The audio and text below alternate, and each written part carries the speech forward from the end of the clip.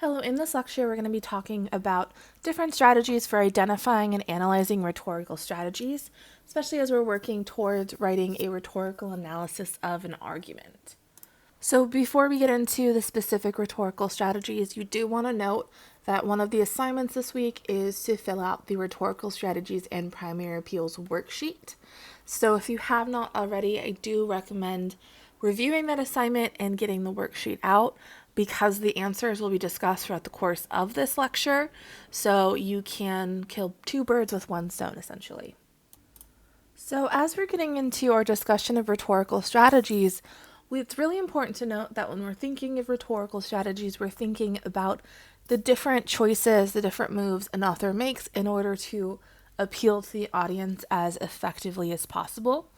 So when we're thinking about the relationship between the Aristotelian appeals, pathos, logos, and ethos we've talked about previously, when we're thinking about written argument, the rhetorical strategies are the word choices, the sentence choices, the organization that work throughout the course of that argument in order to make those individual appeals. Because, of course, when we're thinking about appeals to pathos, logos, and ethos, you can't necessarily just use them. You have to use specific strategies in order to make them or build them over the course of the argument. So to begin with, it's really important to know what are those rhetorical strategies. So when we think about rhetorical strategies, they're really the tools that writers use in order to communicate and craft their language in order to create the specific effect on their audience.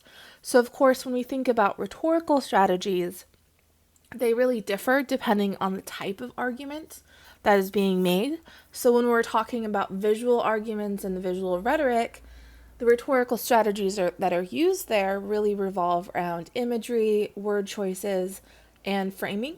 However, when we get into textual rhetoric, like any type of print argument, whether it's in a newspaper, a book, any type of written argument essentially, that's when we get into specific written rhetorical strategies. Because if we think about written argument, not all written arguments include imagery. And of course, there is a lot more text, there's a lot more work that goes into the different nuances of the word and sentence choices. So, of course, before we get into our discussion and going over the individual rhetorical strategies, I do want to emphasize again that when we're getting into our rhetorical analysis, we want to be really careful in how we frame that relationship between the rhetorical strategies and the appeals, because of course, the rhetorical strategies are used to build appeals. We would never say that an author uses appeals. So we want to be really mindful of that so we're not misrepresenting the different relationships between the different types of strategies versus the appeals that they make. So when we think about this different rhetorical strategies and how they are working to appeal to the Aristotelian appeals, which are of course pathos, which is the audience's emotions, logos, which is the reason, the logic of the readers, and ethos, which is the credibility of the sources and the credibility of the author. This is all building into what we call the rhetorical triangle, which we can see depicted on the right side of the screen. So the rhetorical triangle, if we think of that as how this argument is constructed, everything outside of the triangle, the white portion, is the context. So that is the situation in which the argument is being made. So what is going on historically, what is going on socially, what's going on just within this overall conversation that is informing either the audience and how they refer and how they view this argument, but primarily how it's informing the speaker or the rhetorician in terms of why they're making this argument and the different choices that they're making. The center of the rhetorical triangle is the purpose. So what is that author trying to do in terms of that argument? What is essentially the reason behind creating this argument, the reason behind the choices that are being made? So that is really the rhetorical strategies being used specifically to make that argument effective. And then, of course, we have that convergence. So how that purpose is influenced based on the speaker and the credibility of the speaker, because, of course, if the speaker is not presenting him or herself as credible, then that can really take away from the overall effectiveness, the overall purpose of the argument. Similarly, if the message is not clear, if it is not explicit, or if it is in some ways confusing for the audience, then it'll be less logical. And of course, if the audience doesn't engage, doesn't emotionally connect to the purpose and to the message and the speaker, then that purpose will fail. So really we're thinking about that convergence. So how all of the different rhetorical strategies are used in order to create the credibility within the article and the credibility for the speaker, make sure everything is logical, and of course create that investment, that emotional connection for the audience, which of course means that it is as effective as possible per Aristotle's belief surrounding rhetoric. So once we're getting into this, especially as we're getting to fill out the rhetorical strategies in their primary appeal worksheets, it is really important to note that depending on how a rhetorical strategy is used, it may appeal to multiple Aristotelian appeals, especially if you think about how they're used throughout the course of an argument and the word choices, the different fluctuations in terms of how an audience may be interpreting that information. However, all rhetorical strategies will always have a primary function. This means that no matter how or where a strategy is used within the argument, it will always make that appeal to pathos, logos, or ethos. So that is the primary appeal. So the secondary appeal would be the more situational, based on the different wording or different information that's included in that strategy. And then we could have the tertiary appeal. So for the rhetorical strategies and their primary appeal worksheets, we do just want to focus on the primary appeals for the different rhetorical strategies. So that means that each of the rhetorical strategies will be placed into just one of the columns for either its primary appeal being to pathos, to logos, or to ethos. We would not have a rhetorical strategy that is going to all three, or even just two out of the three for the purpose of this exercise. So getting into how do we analyze rhetorical strategies, the first thing that we want to do in this process is we want to identify the rhetorical strategy in the text and give an example. So in terms of a rhetorical analysis, it's really important to focus specifically not on talking about the strategy generally, but showing specifically how the author is using it, especially when we're getting into breaking down how that author is using that strategy to build his or her argument, as well as why they're doing that and the overall purpose, the effectiveness of that for the audience. And of course, if we think about this, right, tying all of those different things to the textual example really allows us to make that connection as clear as possible. So we can focus on explaining the word choices. We can focus on really discussing how the author is doing that. So our first and one of the most common rhetorical strategies we see in written arguments is when an author is using authorities or big names. So this is commonly referred to as appeals to authority. So if we think about it, this is when the author is making a statement, a claim, or making the argument seem authoritative, well-researched, and believable. So oftentimes this will either be the author establishing why he or she is an authority. So in that case, we would see the author describing and presenting the background in terms of their experiences to build trust in terms of their education, their research. The other way that an author uses authorities or big names is when they're name dropping, essentially. So when the author is using the authority of another person, either by quoting or paraphrasing who they are and what they're adding to this, essentially by saying that this notable expert agrees or says this and this connects to my argument, therefore you should trust that information, you should trust my argument more. So when we're thinking about the authority or big name strategy, when we're analyzing this, we really want to think about how does the author build the trust by bringing in the authority or establishing authority. So if we think about how an author is describing the person, so why are they giving certain background information about that authority figure or background information about themselves?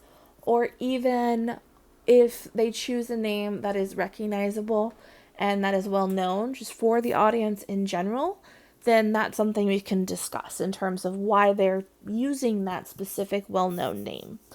So, for this, the primary appeal would be to ethos, because the primary function of it is just to either establish the credibility of the author or use the credibility of another authority or another big name. Our next rhetorical strategy is cause and effect analysis. So when we think about cause and effect analysis, when we're identifying that in an argument, we're really looking for how an author is presenting a causal chain. So thinking about a causal chain, we have an action or a choice, and then we have the reaction, we have the effect. So when we think of cause and effect, this can be short. It could just be a straight, if this happens, then this will happen. However, causal chains can be more complex. We can break down how we have essentially a snowball effect. So we had one action that led to an effect, which led to something else, which eventually led to the end result that the author is emphasizing. So really we want to make sure when we're analyzing this that the author is presenting that causal chain as clearly as possible. So if there is a hole in that causal chain, if the causal chain isn't necessarily presented logically, then that actually can be turned into a fallacy, specifically what we call the slippery slope fallacy. So we really want to assess this carefully, and we would analyze specifically how does the author examine those past events or outcomes. So how clearly does he or she present that causal chain? What is the purpose of this causal chain for the argument that he or she is making? And how does it work to further that overall argument? And when we think of the primary appeal for a cause and effect analysis, the primary appeal is to logos, because that causal chain should be logical. So we would need to explain and we would need to assess how logical it actually is and really deconstruct it. Our next rhetorical strategy is what's known as a commonplace. So when an author is using a commonplace, then that means the author is making a reference or presenting an assumption about the audience. That assumption could be assumption about their belief system or how they feel about a certain situation, or assumption in terms of what their values are. So when we're thinking about how an author is presenting a commonplace, oftentimes we would see this presented as a statement about the audience related to that issue that's being argued. So especially when we think about identifying this, we'd want to consider, right, who is the intended audience of this piece?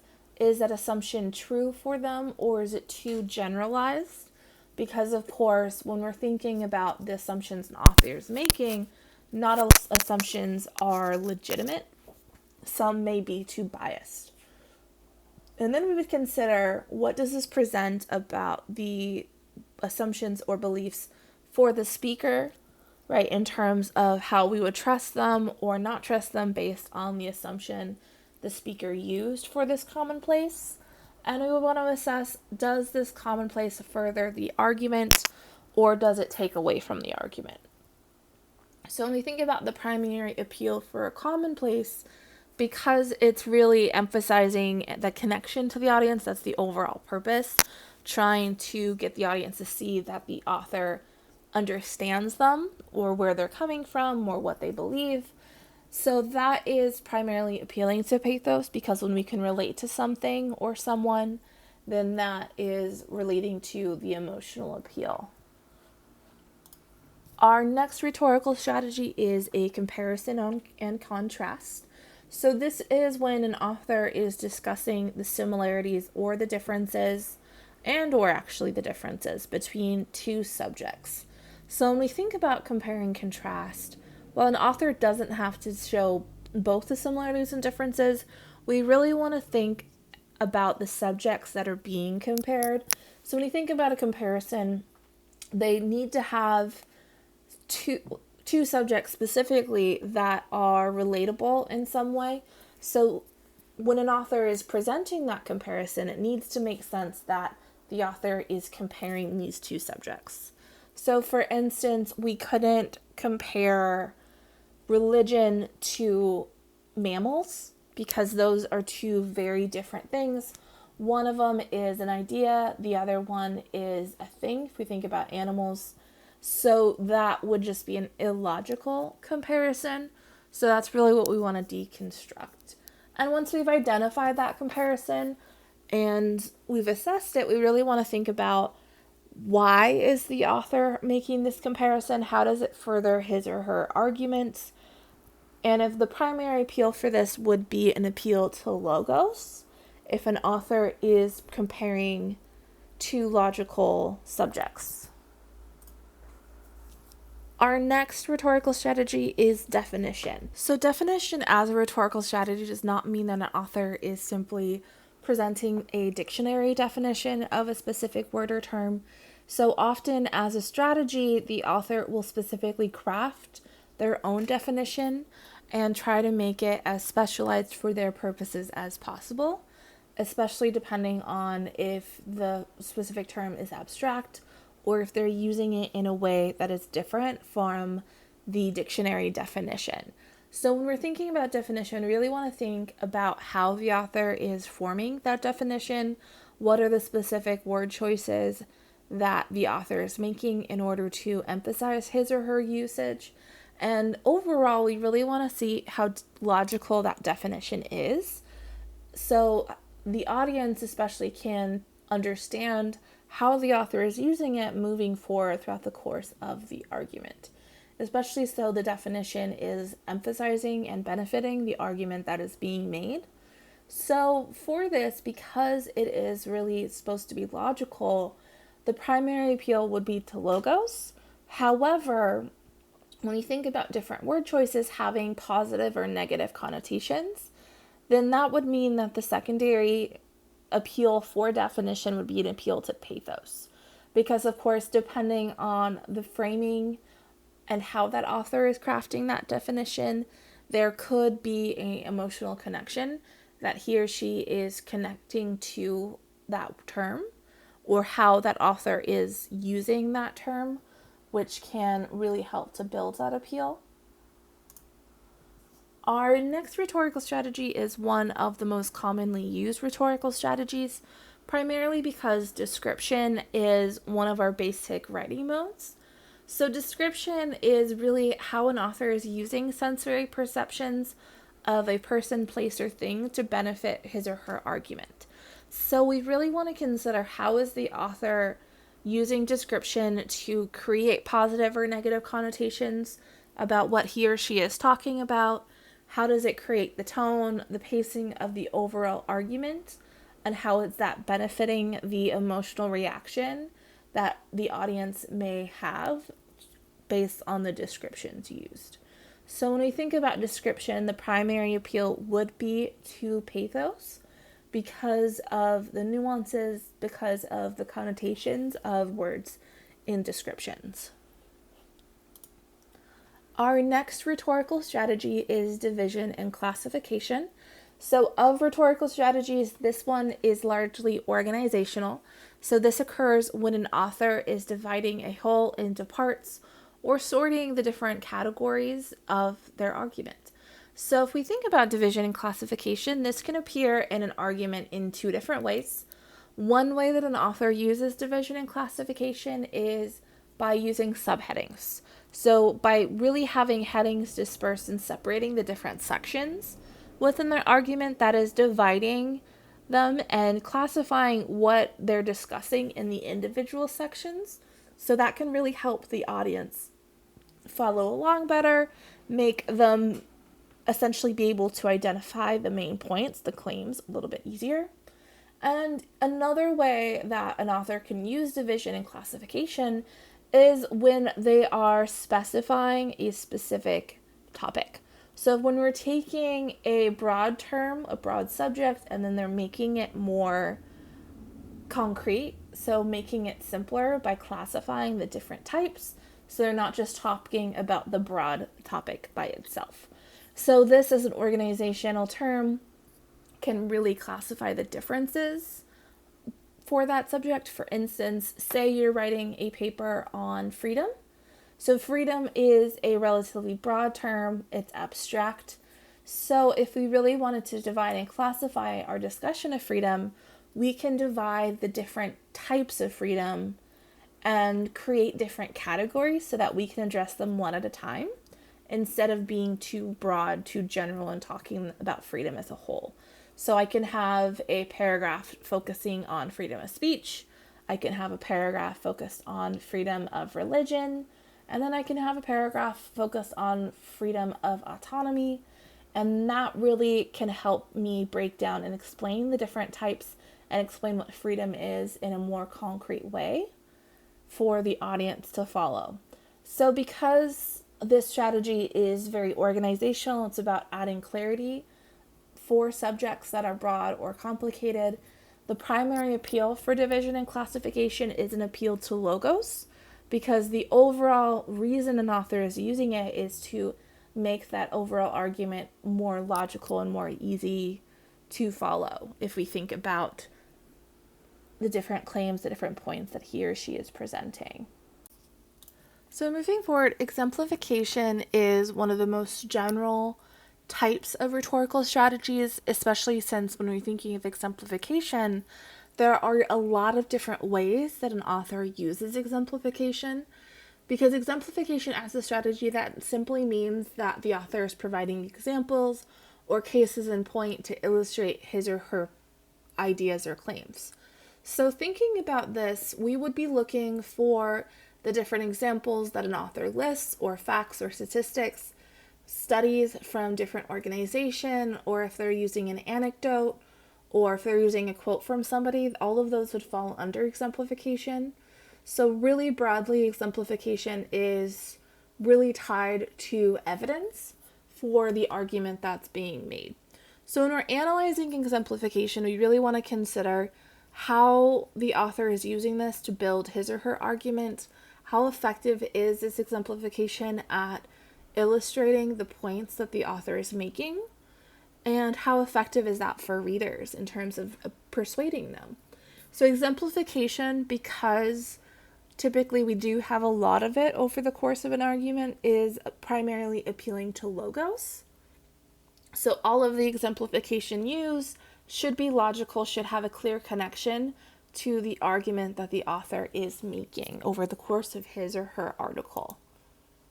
Our next rhetorical strategy is identification. So this is what rhetorician Kenneth Burke terms identifying with another person who shares your values or beliefs. So when you think about this as a rhetorical strategy, when we're identifying how an author uses identification, this usually is when an author is trying to connect him or herself to the audience. So one way that the author does this is by using we. So if we think about we, that's a first person pronoun plural. So that means that the author is grouping him or herself with the audience. So that inclusion is essentially implying that the author is on the audience's side, or the author is just one of them, essentially. So in terms of that as an identification, that's a good way of getting the audience to relate to the author more. This is different from commonplaces because the author specifically is connecting that they also have this belief or value that they're presenting the audience having. Unlike with commonplaces, the author is just presenting the assumption about the audience. So the easiest way to differentiate identification from commonplaces is with the usage of the first person plural pronoun we. So because this primarily is focused on creating that emotional connection between the author and the audience, the primary appeal for identification is pathos. Our next rhetorical strategy is metadiscourse. So metadiscourse means language about language. So this is really the different organizational cues an author is using in order to make his or her point more clear, more explicit. So this is when specifically we can see the author clarifying what he or she is doing, specifically in telling us what it is we should pay attention to. So often we can see metadiscourse considered signposts to guide us, and as a reading strategy, looking for metadiscourse can be really helpful in terms of identifying what an author is emphasizing or identifying the specific claims that an author wants us to pay attention to. So when we're thinking about metadiscourse, we have different types of metadiscourse. The first one is metadiscourse that initiates the writer's intentions. So that would be when the author is using phrases like to sum up, candidly, I believe, which is indicating what the author is trying to do.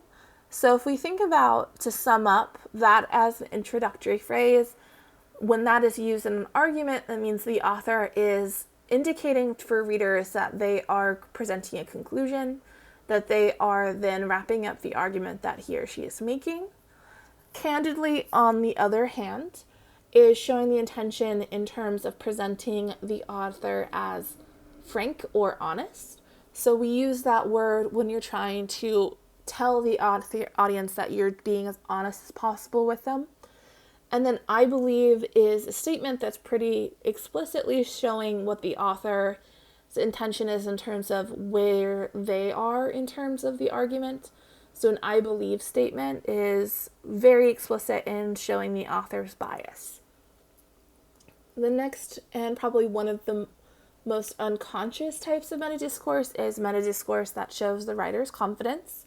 So these would be when a writer uses words like may, perhaps, certainly, and must. So if we think about these as terms, they are modifying words.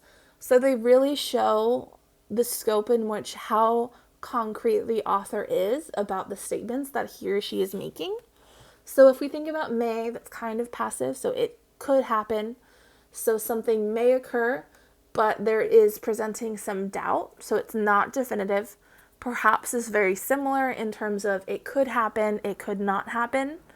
So there is a lot of doubt there. However, when you think about the words certainly or must, those are very concrete, they're very definitive. So that's showing that the author is very confident. So the reason we'd want to identify this type of metadiscourse is because that confidence can be intentional either for the author not wanting to go too far in the assertions that he or she is making, or when they really want to establish and be as confident as possible so that we would trust them more. So in terms of metadiscourse, the next types of metadiscourse are really directional, and they really have to do with the organization of how the author is presenting his or her points. So the first one is directions to the reader. So whenever an author is using a phrase like note that, finally, therefore, however, they are really emphasizing that we want to pay attention to what comes after these words. And then, of course, we have structure, which first, second, finally, therefore, however, this is really emphasizing the points that the author is telling us to pay attention to. So first, that's indicating that this is a first claim. Second is the second claim they want us to take note of. And finally is really wrapping up the claims. Therefore, however, is changing directions in terms of when the author is coming to a conclusion or showing like a change. And when we think about metadiscourse as a strategy, most writing needs metadiscourse, but too much can bury the ideas and make it a little too technical. So when we think about technical, academic, and other nonfiction writers, they tend to use metadiscourse sparingly because it can distract from the flow of the writing and the overall effectiveness then of it.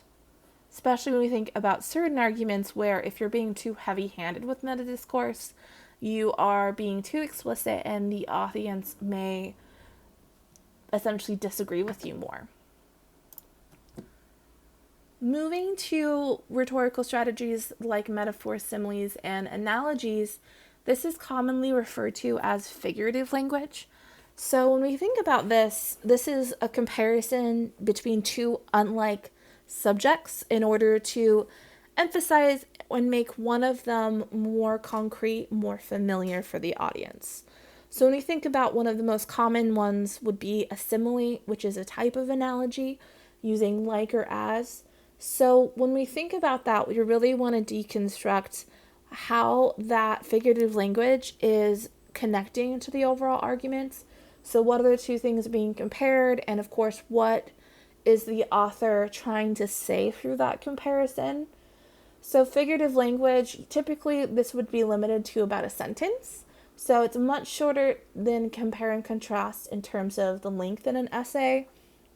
And of course, we would want to consider specifically how that relates to the argument. So it would appeal primarily to logos.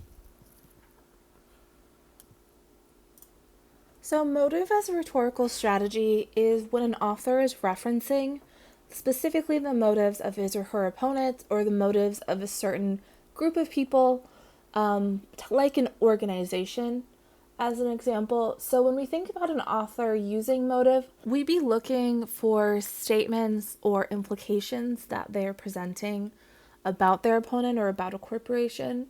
So if they're presenting specifically a statement about what the opposition benefits from or what they get out of something, and that very explicitly is motive. But it could be implying that, especially that they're not concerned about other people, and that can be a more subtle way of using motive. Motive as a strategy, the primary appeal should be to logos because it should be establishing why the author their point is more logical and why we should agree with them more. However, the secondary appeal could be either to ethos or pathos, depending on it, how specifically the viewer reads that motive. So if we think about the appeal to ethos, it can make us trust the author more, especially if it's showing that they did their research about the opposition or about the corporation that they're presenting. It also can appeal to pathos because it could make us feel distrust or angry towards that opposition, which can benefit the argument that's being made. Narration as a rhetorical strategy ties in with writing modes similar to description. And in terms of that, that's why when we think about identifying narration, oftentimes narration is tied in with some description because they go hand in hand, as we've talked about previously. Narration needs description in order to make it more effective. So when you think about an author's usage of narration, we really want to think about how clearly does he or she present the event and tell the story. When we think about argument, typically this would be in the form of an anecdote, so a very short narration, which could be anything from a few sentences all the way up to a few paragraphs. Typically, depending on the type of argument, they wouldn't have narration being the sole organization of the whole argument. We would only have it in part of the argument. So we really want to consider, like, how does that narration illustrate and clarify the argument that's being made? How does it create an effect for the audience, especially in terms of how they connect with that story? And how does it further the argument? And the primary appeal for narration, because it does have a similar effect as description, is to pathos, because it's really focused on creating the emotions and presenting the emotions about that situation. So precedent as a rhetorical strategy is specifically when an author speaks or argues by comparing the situation that they are focused on now to a previous situation to show that there are similarities, and because we made this choice in the past, we should do the same thing now. So when we think about precedent, typically we have two types of precedent. The first type is historical precedent, when we're comparing a event that's occurring now to an historical event that happened in the past in order for the audience to understand what choice should be made. But it also can be legal precedent when you're comparing the situation now to a legal ruling that has been made in the past. and you're arguing that because there are similarities between the situations, there should be the same action that is taken because of the legal precedent that was set forth in the past. So really we want to think about how logical is the comparison between the two events, and how does that further the author's argument. And because this is really emphasizing a comparison between two events, the primary appeal is to logos. Our next rhetorical strategy is known as prolepsis. So prolepsis as a strategy is when an author is anticipating the opposition's response to the points that he or she is making.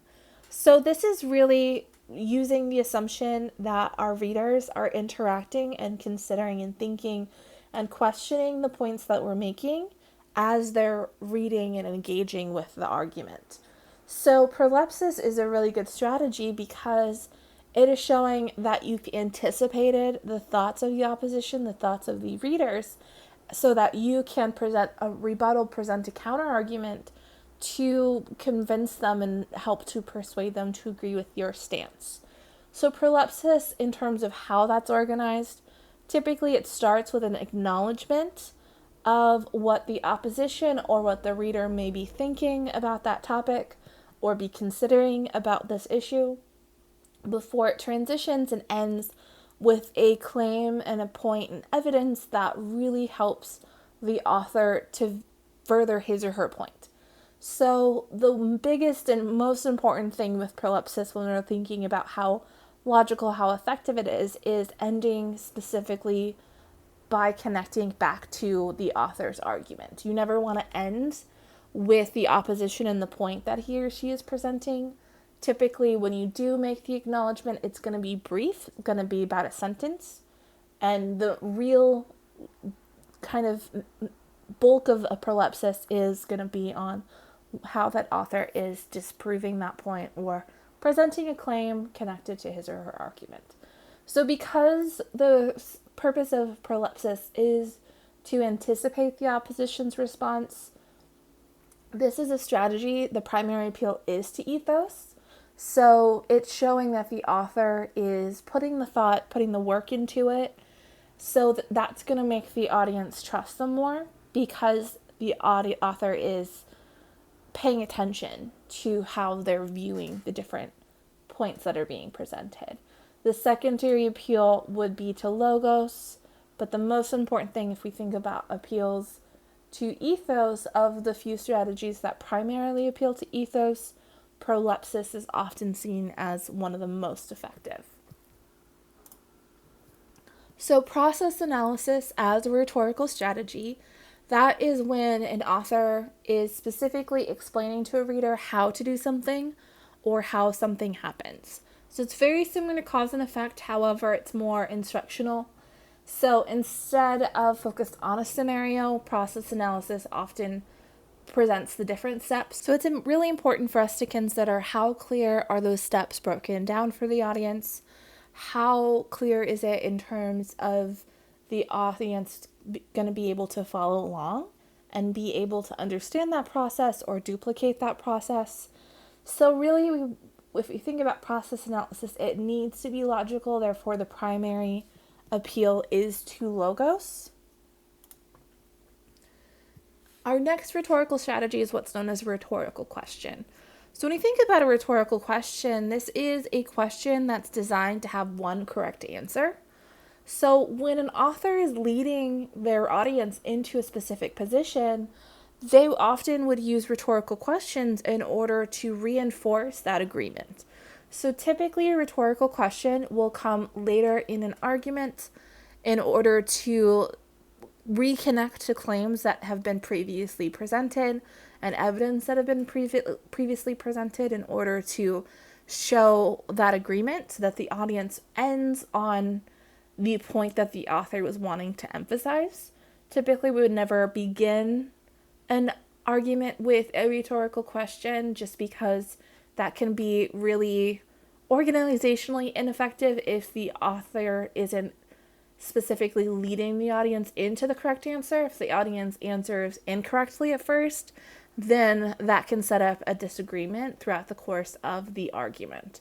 So, rhetorical question, because it should be a set answer, it should be logical. When an author uses it, the primary appeal is to logos. And our final rhetorical strategy is what's known as a transitional question. So, in terms of rhetorical strategies, this one is largely organizational because, unlike a rhetorical question, a transitional question is leading a reader into a new subject or area of the argument. So, it's introducing how and what you are going to be explaining. So really, this is the case of when we would begin an argument with a question or begin evidence with a question, because we are trying to indicate to the reader what it is we are going to be answering and clarifying for them so that they can identify the main point more easily and then they can make that connection more easily. So transitional questions, the primary appeal is to logos, so you really have to decipher how well does it help guide the reader, how well does it help to organize and make it easier for the reader to identify the different claims that the author is making. And finally, what we're going to be doing over the course of this week is really focusing on identifying Christoph's use of rhetorical strategies. So when we're looking at an article, like once we've identified the claims, we've identified the evidence, the next thing we really want to do in preparation for rhetorical analysis is really seeing how an author is building his or her appeals so that we can better assess the nuances and the choices that go into creating that argument.